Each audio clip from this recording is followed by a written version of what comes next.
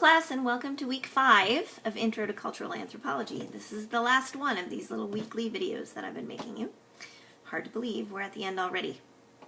So, the biggest thing you're thinking about probably this week, even though the feminization of poverty is fascinating, is your final paper. So I have a few comments from your rough drafts that I'd like to share with you.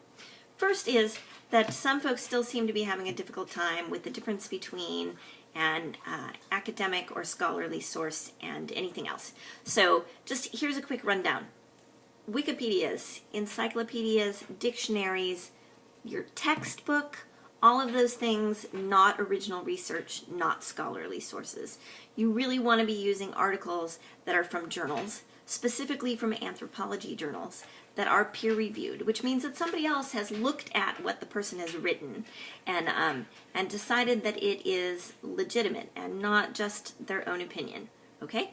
So that's where you want to be getting your information. Certainly not from a blog post, even if you know the name of the guy that wrote it, not from popular media, not from journalism. News articles might show up in the databases, but they are not academic journals.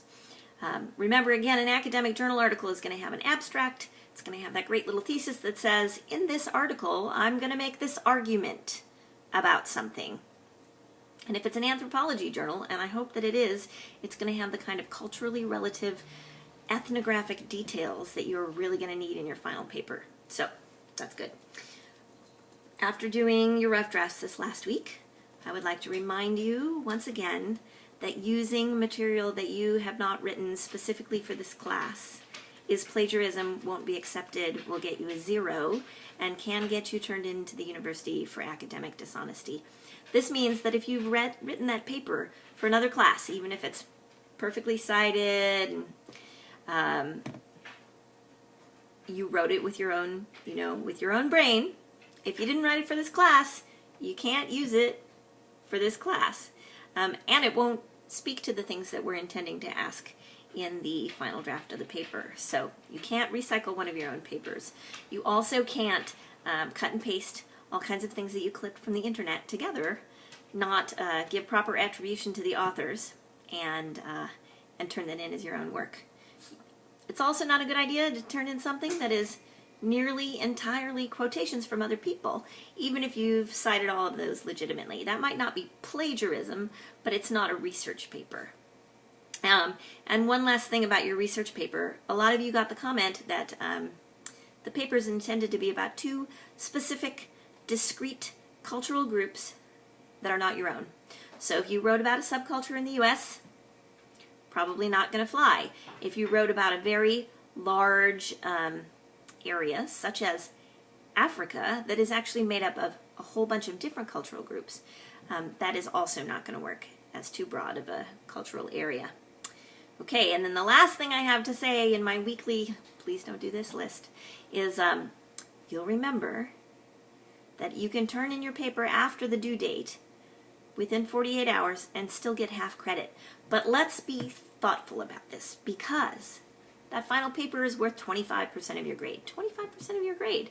So if you turn it in late, even if you don't miss any points at all, the most you can get is, 12.5 points? And you will have already missed 10% of the points available in the entire class. So you want to make sure you've submitted it on time.